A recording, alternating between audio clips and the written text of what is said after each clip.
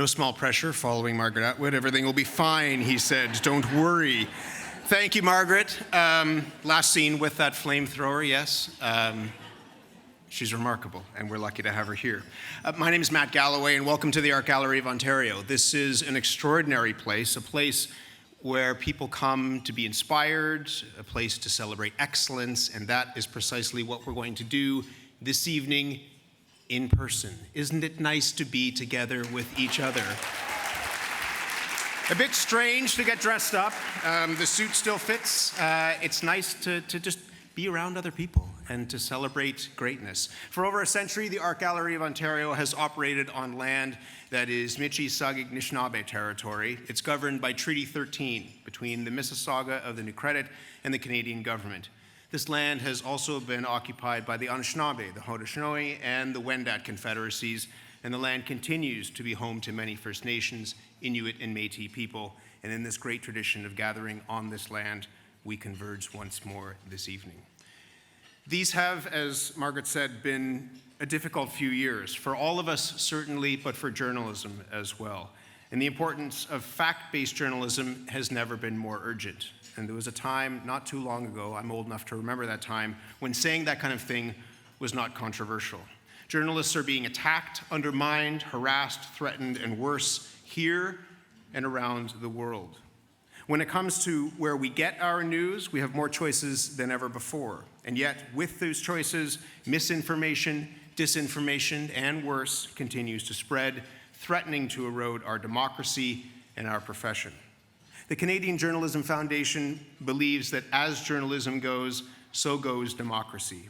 And so just as democracy suddenly seems less guaranteed than it once was, the notion of a free press is also being threatened. In these times, especially in these times, the role of the journalist, the responsibility of the journalist to hold those in power accountable, to equip our constituents with facts, to shine a light into darkness, has never been more vital. Journalists serve our communities. We educate our consumers. We make the world a more just place. And you in this room and our colleagues across the country and right around the world continue to do that work every single day under increasingly difficult circumstances, and for that, we are grateful.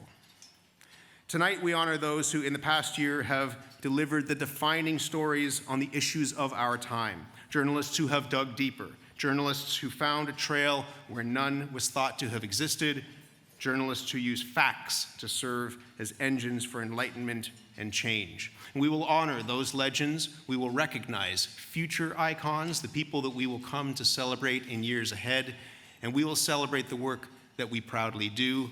And because it's a celebration, and a celebration is better with a soundtrack, we have some amazing music as well this evening, courtesy of the great Serena Ryder.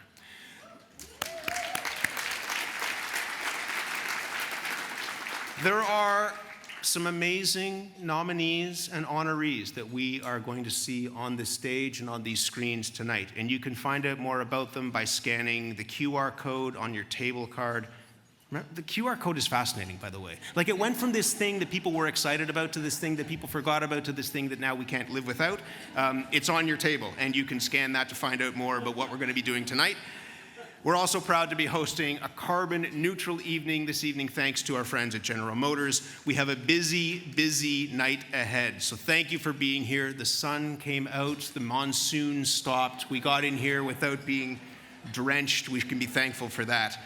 And to start us off, please welcome a couple of the people who make nights like tonight, through their leadership, not only possible, but essential. One is the President and Executive Director of the Canadian Journalism Foundation, of which I am a proud board member. The other, an accomplished journalist, an editor, a mentor, who now serves as chair of the board for the CJF. Please welcome to this stage, if you would, Natalie Turvey and Kathy English.